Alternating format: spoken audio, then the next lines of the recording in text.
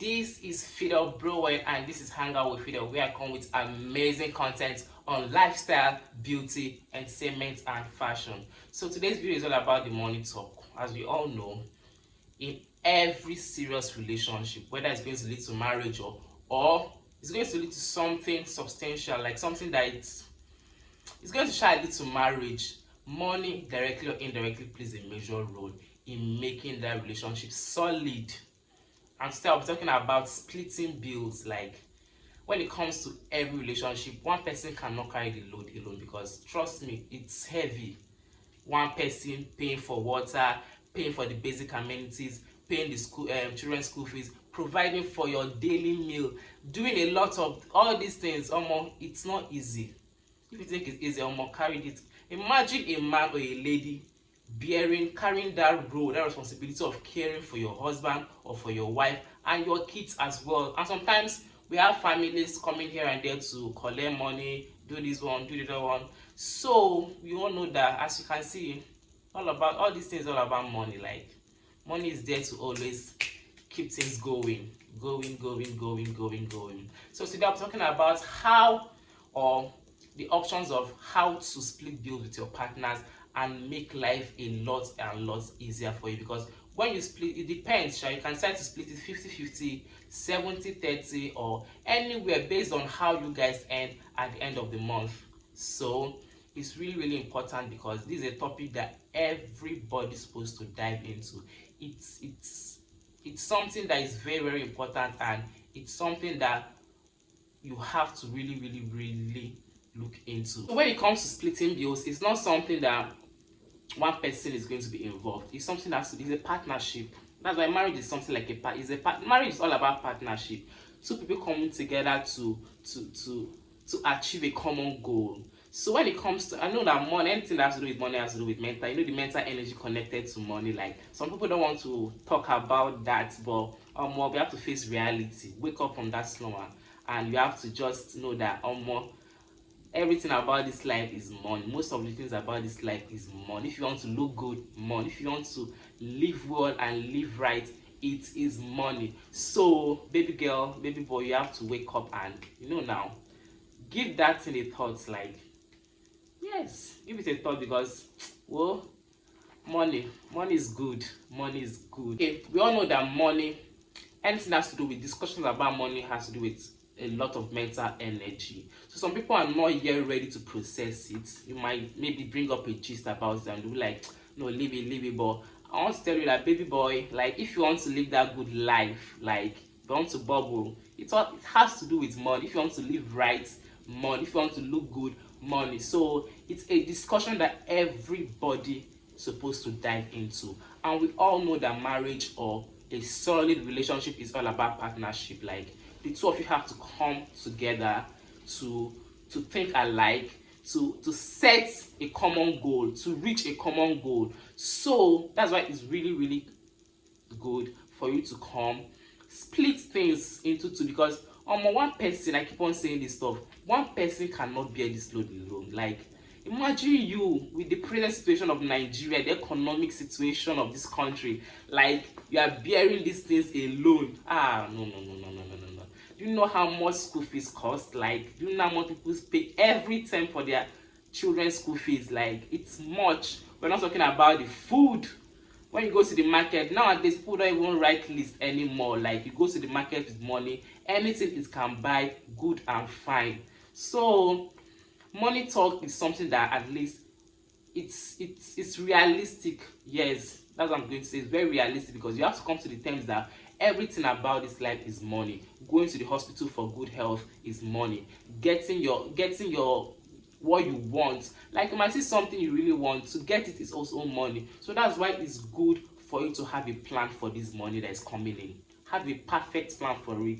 And I'm going to be giving you tips on how to plan yourself, because at every month, you know what you generate, you know the income you generate, and you should be able to arrange this income in a way that is going to suit you, and at the end of the day, you won't go bankrupt or find yourself in basic. So without delaying you guys, I'm going to be diving into these tips on how to split the bills with your partnership, with your partner. don't mind that word partnership, with your partner on how to split the bills. And one of them is sharing your current financial state. One thing about relationship is that two of you have to come clean. Two of you have to be honest with each other. So you have to tell your partner what your financial state is. Are you holding, are you in debt? Like, are you owing people? Are you in gbese? Like, you have to tell the person, this is what my financial state is, so that we will know how we are going to split these stuffs and the equation is going to be balanced well. So you have to come clean to your partner, be honest, because everything about relationship or marriage is all about being honest with your partner. So you have to come to your partner, tell him, oh, this is what is happening to this is how my financial state is. Whether you're in financial crisis or not, you let him or her know, so that we'll know how to go about this. We'll know how to go about this splitting of bills, so that nobody will feel cheated upon. Because there's a way you will do it. One person will feel like, I'm the one bringing in more income. Knowing the financial state of your partner helps you to budget well. So once you know, okay, this is how much that comes in every month from this my wife or from this my husband, then you'll be able to plan yourselves and you'll be able to solve your problems amicably with your partner without having any problem, because you guys are coming clean, you guys are honest with your finances. So keep it in check. Like, you have to come clean. So guys, the second one is have a team mindset. So in every relationship, it's good for the couples involved, your partner. It's good for you and your partner to have a team mindset. Like I said earlier, marriage is all about teamwork. It's all about partnership. So you have to come to your husband or your wife, propose something that at least at the end of the month or at the end of a stipulated amount of time, you guys are able to reach a common goal. But don't let that goal get into your own individual goal, because as an individual, you have things you want to achieve. Let's just be truth about it. You have things you want to achieve as a person. At the end of the time, you set a goal for yourself. You want to attain that goal, but you don't want your partner imposing into you, because in as much as, yes, it's all about partnership, but give your partner a break. Give your partner that space to be able to decide things for themselves and reach some financial goals. So this is a way in which you can be able to split your bills with your partners, by having a team mindset. Yes, like, we all know that everything about teamwork works faster, because imagine the two of you coming together, aligning together, like coming with the same mindset, with a like mindset to think about how to reach your financial goals. You can see that it's going to really help, and it's going to hasten up things. So this is one way in which you can be able to split your bills with your partners, and things are going to go smoothly. Like, the road is going to be smooth. So the third one is, another way of splitting bills is by splitting bills separately but equally. Okay, this has to do with, okay, we split bills now. Okay, you, my wife, you are supposed to take over the children's school fees for this term. You, my husband, you are going to make sure that everything about the house is well taken care of when it comes to food, electricity, basically the basic amenities. But we should always do it in a way that one person is not going to feel cheated on. Like, make it a way that you are going to share this equally. Yes, share it equally, so that everybody will know that, yes, I'm bringing money that is equivalent to the other partner's income. So you have to do things separately, but do it equally. Like, it's really important. Do it equally, so that the other partner will not feel cheated. So you have to do things in a way that is going to work well for the both of you, and not one person benefiting while the other person feels when the other person feels like, oh, things are not what it just how it feels. Like, the other person feels somehow at the end of the day. So that's all I have to say about splitting of bills, but make it separately, but it should be equally. So the other one is proportional to income. So when it comes to proportion, you have to, sometimes one partner earns more than the other.